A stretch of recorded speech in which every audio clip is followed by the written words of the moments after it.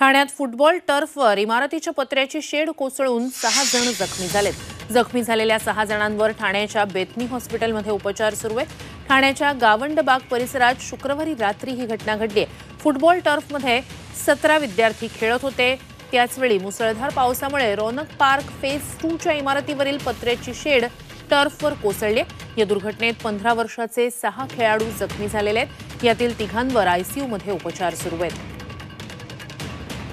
या घटनेचा व्हिडिओ आता समोर आलेला आहे। पत्र्याच्या शेड खाली विद्यार्थी अडकलेले दिसतायत। तातडीने त्यांना बाहेर काढून रुग्णालयात दाखल करण्यात आलं।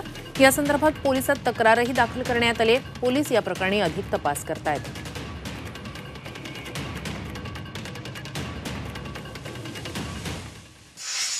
मोठी बोरं केली होती।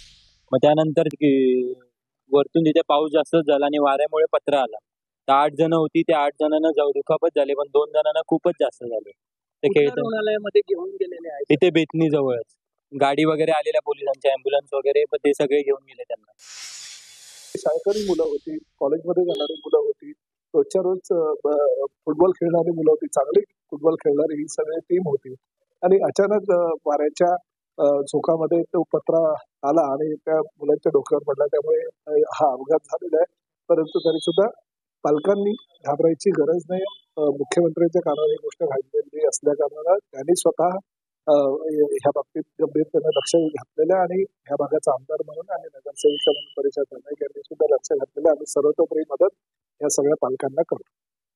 तर ठाण्यात फुटबॉल खेळणाऱ्या मुलांच्या अंगावर पत्रा पडला।